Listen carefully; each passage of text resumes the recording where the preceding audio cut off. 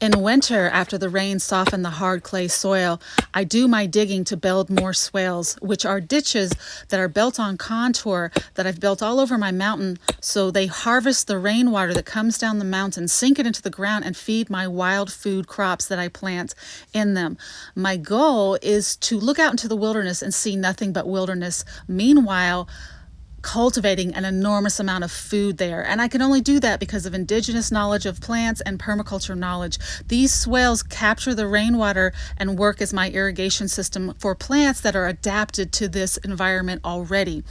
Cactus is one of the crops I plant in them, which provides an enormous amount of fruits and vegetables.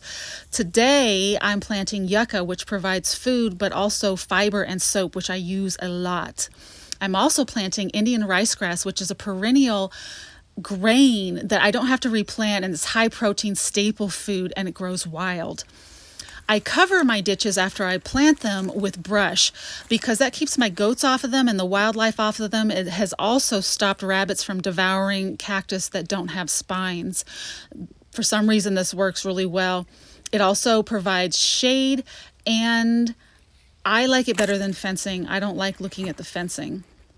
The shade is really valuable in this dry climate because I've noticed that wherever there were brush piles, there would be a lot of green grass and plants growing underneath them here.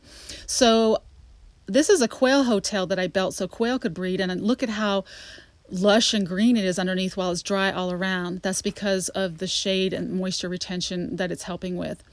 So these techniques will help me to grow wild staple foods and other wild foods all over with very little effort and maintenance and no irrigation lines and no irrigation. I love doing the digging. It's only the initial digging that I have to do. It's a great workout for me. I do it at my leisure.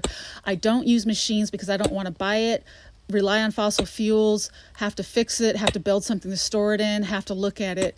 I am my machine. I just have to keep myself happy and healthy. So stay tuned for future videos where I'll show you some amazing wild staple foods you can grow with this system.